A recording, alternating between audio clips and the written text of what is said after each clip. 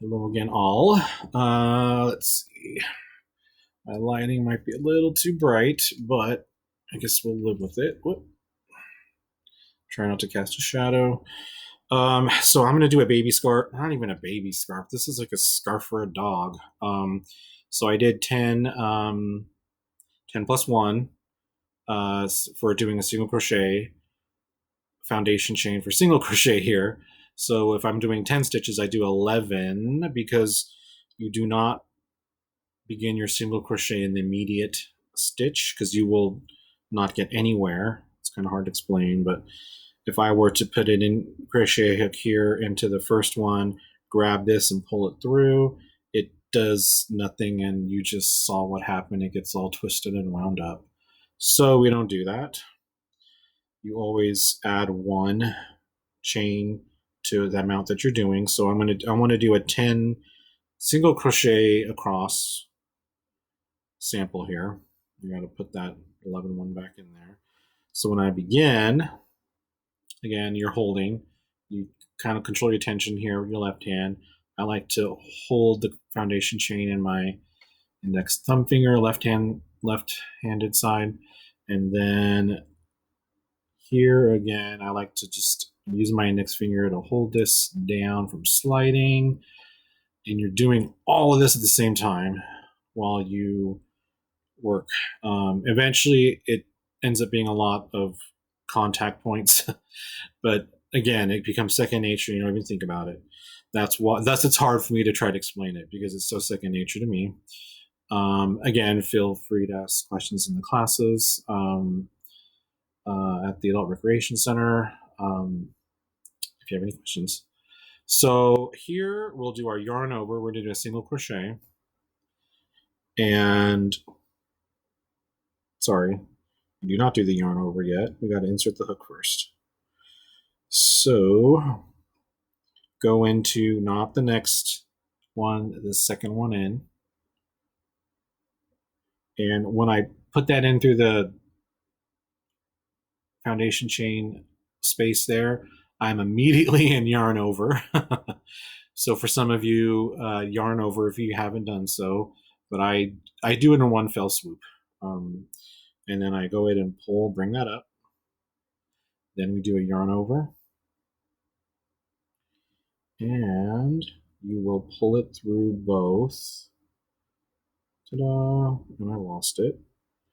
You will do that many times. I still do that every once in a while. Your first stitch is always wonky. It's kind of tilted, but that's the nature of beginning a row.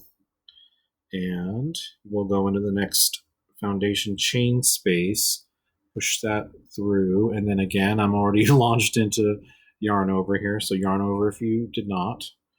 Go ahead and grab that, pull it through. 2 loops on the throat of the crochet hook. I use my index finger to kind of hold them down, keep it from sliding. Yarn over, and then pull that through. I do this thing where, let me change the angle here so you can see it better. When I pull this through, it's kind of teardrop shaped for a reason here, because you will tilt the crochet hook sideways as you pull through those loops. It makes it easier. That's why it's shaped that way. And then we have our next one here. Looks a little less distorted. Let's just keep going. Go into the next chain space there, and then I'm into yarn over already. So I pull that through. I'm using my fingers here for the tension and holding the foundation chain, so be mindful of that. You don't have to use this hand and bring it or move it or anything. Just keep it steady. Yarn over. And then I kind of pinch the foundation chain here to hold it from flying everywhere. And then do that same method where I will have the crochet hook, see it's pointed towards me, your face, and then just twist down, pull it through both, and bring the crochet hook back up to this neutral position here. Oops, almost wanted to do a different stitch. Okay, same thing, go into the next chain space and keep repeating. immediately I'm in yarn over here. So bring it through, and yarn over, go through both.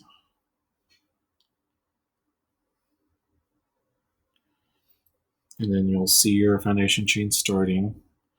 It'll always be kind of like pointed like this. Don't worry about it too much.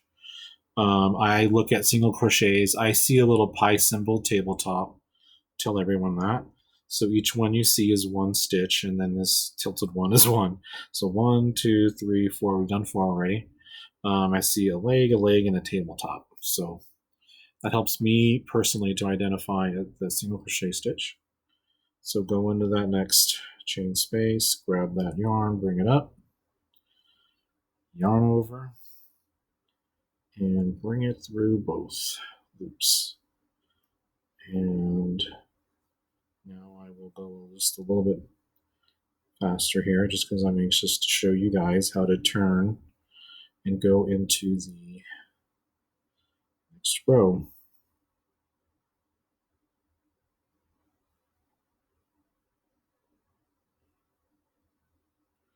Of course, going too fast. Go into the right space here. Yarn over, bring it through. Bring it up, yarn over, bring it through both loops. And I think I have one more right here. And we'll bring it through those two. Actually, let me double check and count here. So we have, I'm going to use the back of this. So 1, 2, 3, 4, 5, 6, 7, 8, 9, 10 is that little wonky turn there. So that's 10. So what you will do is you can, some people, let me pull this up a little bit. Some people take the crochet hook out and flip it and then reinsert the hook. And then some people keep the hook in and they just flip the darn thing with it and just go right into it. It really, I've noticed it really doesn't matter. And for this single crochet stitch, doesn't make a difference, I've noticed. So do what feels right and stick with it. So I like the yarn coming from the back anyway, so twisting it around doesn't bother me too much there. And then these are your stitches here. In between them, you'll see a gap and a space.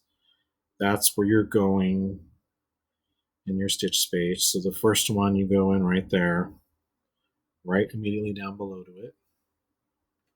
So we'll insert the chain or the crochet hook in there. Now we're in a stitch, no longer in the foundation chain. I immediately go into yarn over and yarn over if you have not done so.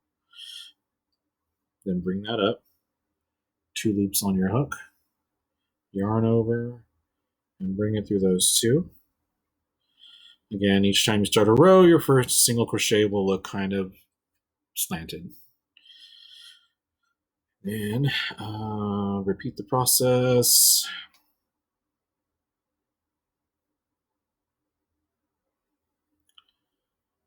Each chain space or each crochet stitch space there.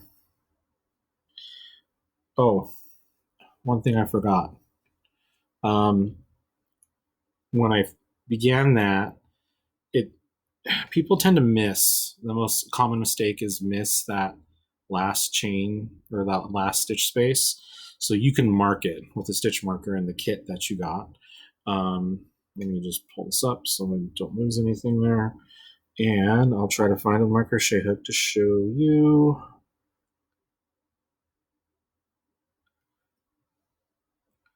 It is that space there. You should have two strands of the yarn there. That is your crochet space. So I'm going to kind of tug on it and make sure it stays clear there. I recommend marking it so you don't forget it.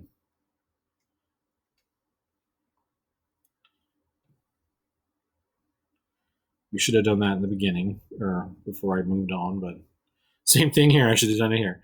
So there is a mark all your beginning and ending stitches so you don't forget them.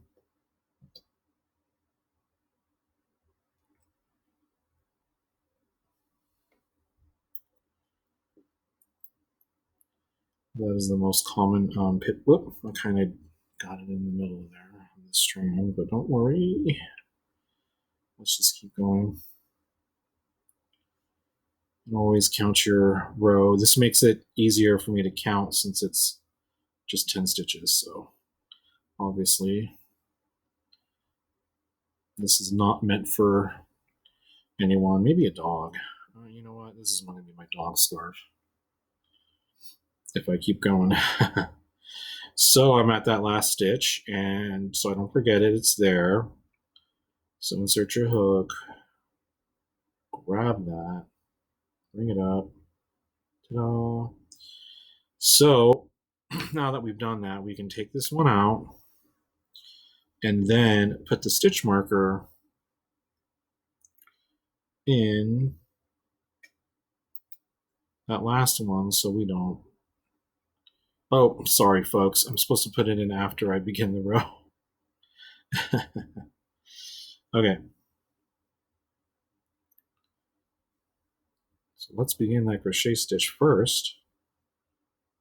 Into that chain space, the first one there. I'll show you again there, the first one. Bring that yarn up, yarn over, bring it through both two loops. And your crochet, it's kind of hard to see where it's at, but it's there. Always mark it. That 1, 2. There's 2 strands, 1, 2, makes like a little V.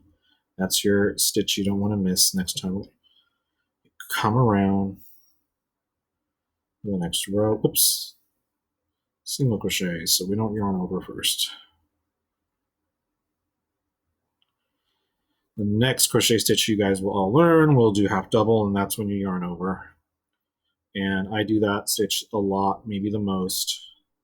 So my habit is to just immediately do half double all the time.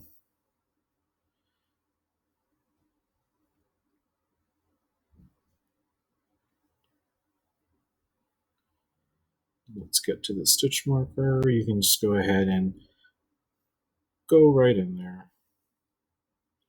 You can take the stitch marker out later. Bring that up, yarn over, bring it to those 2. Now we'll take it out. But keep it ready because we're going to flip our work here. And then, oops, see, I want to keep doing another stitch. Okay, go into that first chain space, bring up that yarn, yarn over, bring it through both. And then you will mark that stitch so we don't miss it next time. That really helps you guarantee that I've done enough stitches. Oop. How did that happen? How embarrassing. Okay. There.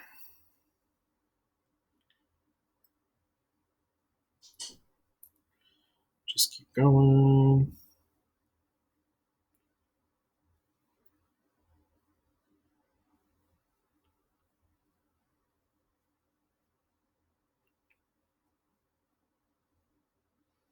Okay. Last one here.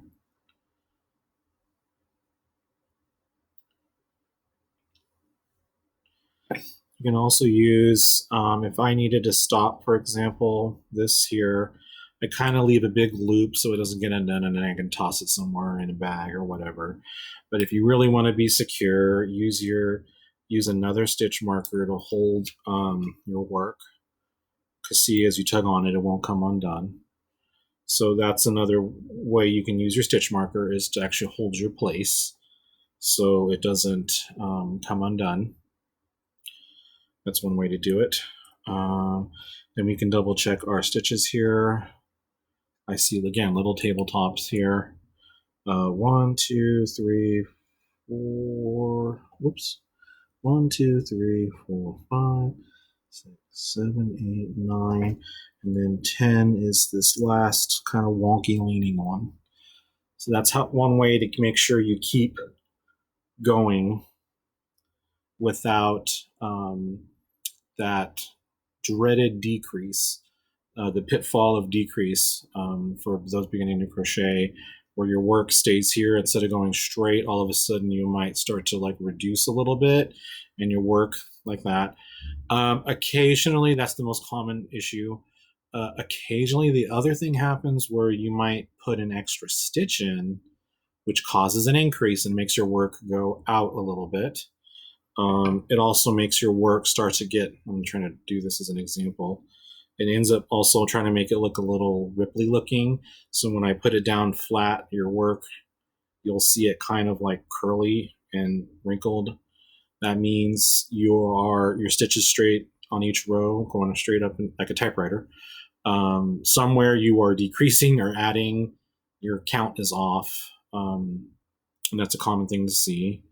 Otherwise, your work should be able to just look flat, fairly clean. Again, I've been doing this for almost 15 years now, probably longer. I don't want to, oh gosh, no, I've been doing this for 20 years.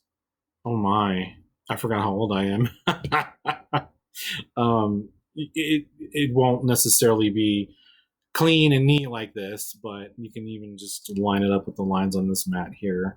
I'm lining it up. The first time, don't be dismayed if you're just going wonky. Another thing is your tension. My stitches here are relatively the same tensions. It makes the same size. If your tension is kind of going here and there, going up and down with your tension, then your stitches will become maybe one's a little bit bigger, then smaller, and then maybe medium size and a little bit bigger. That also will create ripples in your fabric. And you won't have a nice clean drape is what they call it. The way that your fabric, when you finish crochet a much bigger piece than this, the drape is how it falls and drapes on something. How it drapes. That's my best way to explain it. The drape will be kind of uneven then. So I'm going to be preemptive and do some more videos and get some on this evening. Sorry for the delay, everyone. Next one we'll go over, and I'll do on this sample here, but I also have another one here the main one I'm working along with you folks. We'll do color change, this color swap here, and I made a boo-boo, and I forgot to show you folks, and I didn't do it on mine. The tails here, you don't have to weave them in because you can crochet with them and hide them underneath, and I made a boo-boo and did not do that myself on this one. So on the next video I will show you that the proper way without having to weave your tails in. So I'll make this a little bit bigger, and I'll see you guys on the next video.